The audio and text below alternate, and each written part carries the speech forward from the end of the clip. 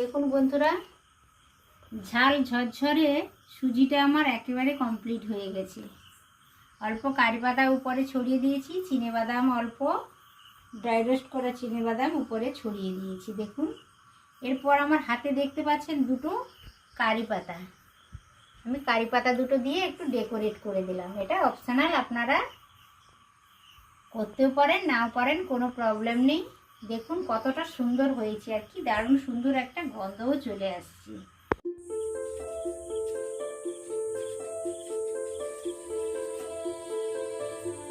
দেখুন বন্ধুরা, এটা হচ্ছে কারি পাতার গাছ। অনেকে হয়তো কারি পাতার গাছ চেনেন না। দেখুন এই যে বর্ষাকালে কি সুন্দর হয়েছে। দেখুন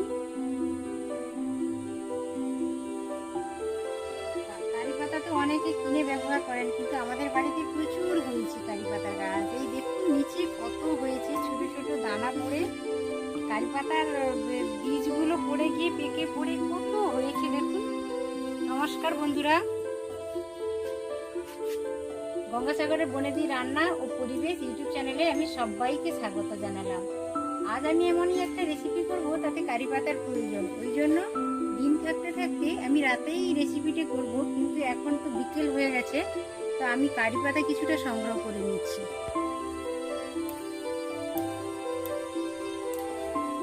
এতটা হলেই হয়ে যাবে, আর বেশি লাগবে না। এই দেখুন কারি পাতা এত সুন্দর গন্ধ, গন্ধের জন্য কারি পাতা বিখ্যাত হয়ে আছে বন্ধুরা।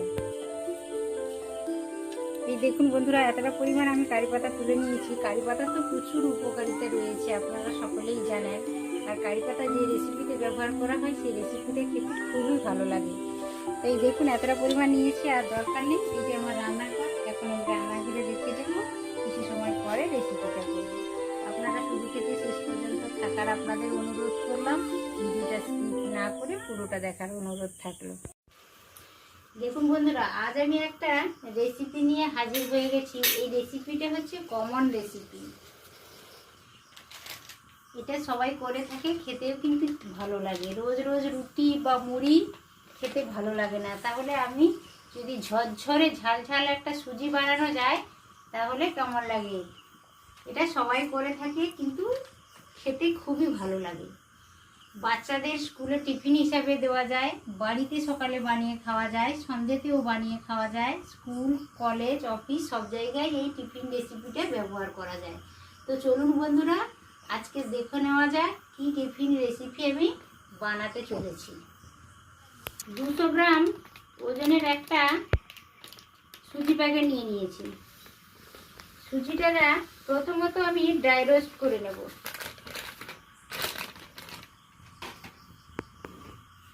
হালকা আছে, গ্যাসের ফ্লেমটা লোই রেখেছি। এইভাবে কন্টিনিউয়াস নেড়ে হালকা লালচে করে নেব। এই দেখুন সুজিটা বেশ ভালো করে ভেজে নিলাম। এই পর্যায়ে সুজিটা আমি নামিয়ে নিচ্ছি একটা প্লেটে। কড়াইতে কিছুটা পরিমাণ আমি তেল দিয়ে দিলাম। নিয়েছি 1 মুঠো চিনেবাদামটা ভেজে নেব। এই রেসিপিটা বন্ধুরা সবাই করে খায়, করে থাকে, খেতেও বেশ ভালো লাগে। সবাই করতেও জানে, কিন্তু যারা হয়তো নতুন শিখছে, তাদেরই জন্য আমি এই রেসিপিটা আজকে শেয়ার করলাম। ভালোভাবে ভাজা হয়ে গেছে। এই পর্যায়ে আমি সব তুলে নিচ্ছি কড়াই থেকে। এই দেখুন চিনেবাদামটা আমি ভেজে নিয়েছি, আর সুজিটাও ড্রাই রোস্ট করে নিয়েছি। এই পর্যায় পর্যন্ত হয়ে গেছে। এর পরের স্টেপ হচ্ছে সুজিটা কিভাবে ঝরঝরে, একেবারে গোটা গোটা ঝরঝরে রেখে বানানো যায়, সেটাও আমি আজ আপনাদের সাথে শেয়ার করে নেব। ছোট 1 চামচ কালো জিরে দিয়ে দিলাম ফোড়নের জন্য।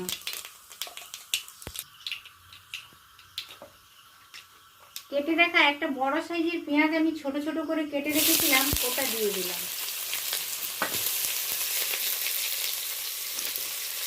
কাঁচা লঙ্কা ছোট ছোট করে একেবারে রাউন্ড সাইজের করে কেটে রেখেছিলাম, 3টা অল্প দিয়েছি, আর অল্প আছে, এটা পরে লাগবে। এই দেখুন কারি পাতা একটা দিয়ে দিলাম। কারি পাতা আমাদের বাগানে হয়েছে, বাগান থেকে তুলে এনেছি, ফ্রেশ একেবারে টাটকা কারি পাতা। ফোড়নের সাথে পেঁয়াজ, কারি পাতা, কাঁচা লঙ্কা একটু হালকাভাবে 2-4 সেকেন্ড নাড়াচাড়া করে নিলাম।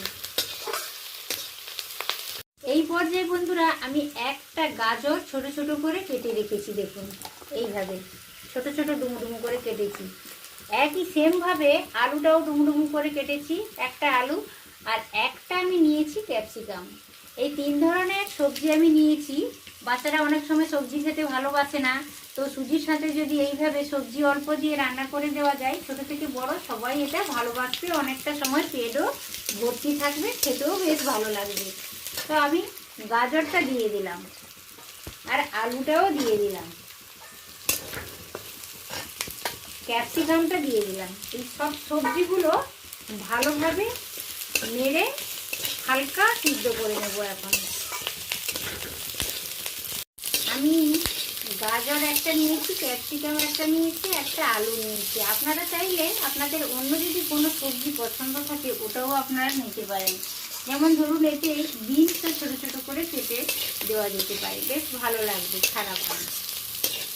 তো এবার আমি লবণটা দিয়ে দেব।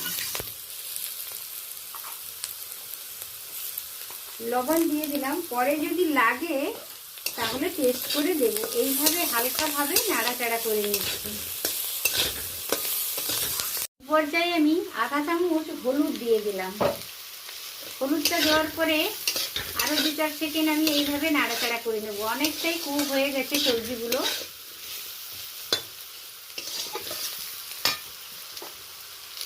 টমেটোটা দিয়ে দেব।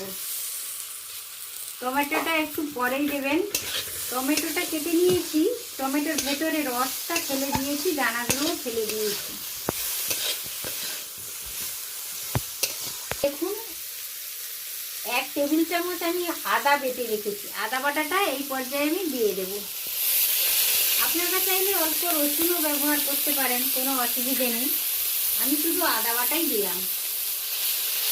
আদা বাটাটা ভালো করে নেড়ে চেড়ে মিশিয়ে নেব সমস্ত সবজির সাথে। সবজিগুলো প্রায় কুক হয়ে গেছে, এই পর্যায়ে ভালো করে আদা বাটাটা মিশিয়ে নেব।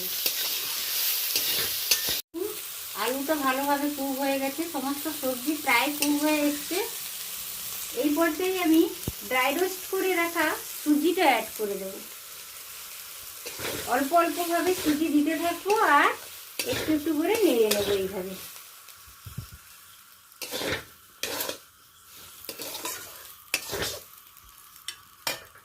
সবজিগুলোর সাথে ড্রাই রোস্ট করা সুজিটা ভালো করে মিশিয়ে নিচ্ছি। এই সুজিটা কিভাবে ঝরঝরে হবে বা নরম হয়ে যাবে না, দানা দানা থাকবে, সেটাই বলে দিচ্ছি। আমি 200 গ্রাম সুজি নিয়েছি, অর্থাৎ 200 গ্রামের একটা প্যাকেট নিয়েছি। আমার এই হাতে যে মেজারিং কাপটা দেখছেন, এটাতে 200 গ্রাম ওজনের জিনিস ধরে আর কি। তো এইটারই মাপে আমি জল দেব।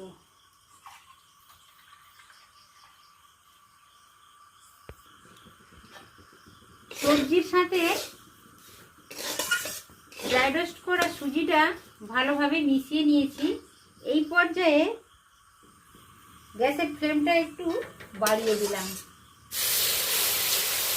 একসাথে সব জল দেব না, অল্প অল্প জল দেব আর কন্টিনিউয়াস এইভাবে নাড়ানাড়ি করতে থাকবো।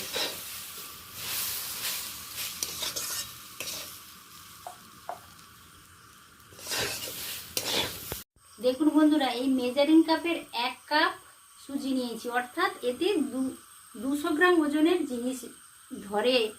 তো আমি 200 গ্রাম সুজিটা নিয়েছি, পুরো ভর্তি করে এই কাপটার জল নিয়েছিলাম। দেখুন এতটা পরিমাণ জল থেকে গেছে, সুজিটা একেবারে ঝরঝরে হয়েছে এবং ভালোভাবে কুকও হয়ে গেছে। এই দেখুন একেবারে আলাদা আলাদাভাবে বোঝা যাচ্ছে দানাগুলো, এতটাই আলাদা হয়েছে, কিন্তু ভালোভাবে কুক হয়ে গেছে। তো আপনারাও এইভাবে মেপে একটু জলের পরিমাণটা মেপে দেবেন, তাহলে অসুবিধে হবে না। একেবারে ঝরঝরে সুজি হবে, ঝাল ঝাল খেতেও ভালো লাগবে বন্ধুরা।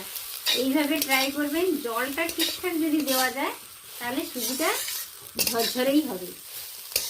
টেবিল চামচ আমি চিনি নিয়েছি, চিনিটা দিয়ে দিচ্ছি। হালকা মিষ্টি মিষ্টি লাগলে বেশ খেতে ভালো লাগে। আর আপনাদের যদি কারোর যদি চিনিতে খুব প্রবলেম থাকে তাহলে চিনিটা স্কিপ করে যেতে পারেন। মিষ্টিটা দেখেই আপনারা বুঝতে পারছেন যে কতটা সুন্দর হয়েছে এবং একেবারে ঝরঝরে হয়েছে। আমার নাড়া দেখেই আপনারা বুঝতে পারছেন।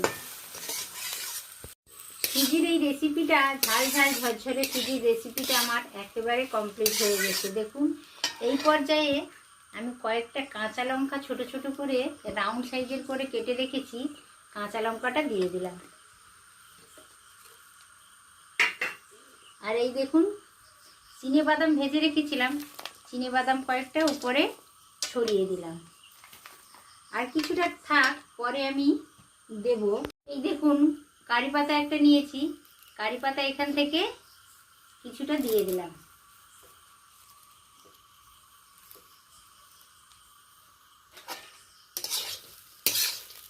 সব কিছু ভালো করে মিশিয়ে নিলাম। কত সহজে এই রেসিপিটা কমপ্লিট করা যায়, খেতে কিন্তু দুর্দান্ত লাগে বন্ধুরা। ছোট থেকে বড় সবাই এটা ভালোবাসবে এবং খুব সহজে হয়ে যায় অল্প টাইমের মধ্যে। এই দেখুন বন্ধুরা, হাতে পাতিলেবু নিয়েছি কিছুটা পরিমাণ। এতে অবশ্য করে একটু পাতিলেবু রস দিয়ে দেবেন, তাহলে টেস্টটা খুব ভালো আসে। হালকা টকটক লাগে, খেতে দারুণ লাগে। এইভাবে অল্প দিয়ে দিলে বেশ ভালো লাগে খেতে। আর দু একবার আমি এইটা নেড়ে নেব। দেখতেই পাচ্ছেন একেবারে দানাগুলো আলাদা আলাদাভাবে বোঝাই যাচ্ছে। এতটা সুন্দর হয়েছে, একটু নরম হয়ে যায়নি, ঝরঝরে হয়েছে একদম। 200 গ্রাম সুজির জন্য 200 গ্রামের একটু কম জল নেবেন, তাহলে কিন্তু দারুণ হবে। তো এই পর্যায়ে আমি এবার কমপ্লিট হয়ে গেছে, নামিয়ে নেব। দেখুন বন্ধুরা, ঝাল ঝরঝরে সুজিটা আমার একেবারে কমপ্লিট হয়ে গেছে। অল্প কারি পাতা উপরে ছড়িয়ে দিয়েছি, চিনে বাদাম অল্প ড্রাই রোস্ট করা চিনে বাদাম উপরে ছড়িয়ে দিয়েছি। দেখুন এরপর আমার হাতে দেখতে পাচ্ছেন দুটো কারি পাতা। আমি কারি পাতা দুটো দিয়ে একটু ডেকোরেট করে দিলাম। এটা অপশনাল, আপনারা করতেও পারেন নাও পারেন, কোনো প্রবলেম নেই।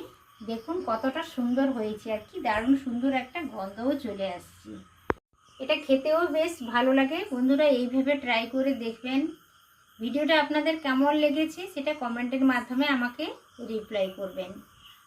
ভিডিওটা যদি ভালো লেগে থাকে অবশ্য ভিডিওতে একটি লাইক দিবেন, পরিচিতদের মধ্যে শেয়ার করবেন, আর ছোট্ট ইউটিউবারের চ্যানেলটি সাবস্ক্রাইব করে রেখে দেবেন এই ছোট্টখাট্ট নিত্য নতুন ভিডিওর আপডেট পাওয়ার জন্য।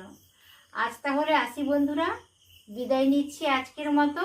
আবার দেখা হবে অন্য রেসিপির সাথে। তত সময় আপনারা সকলে সুস্থ থাকুন, ভালো থাকুন। আজকের মতো টাটা, নমস্কার।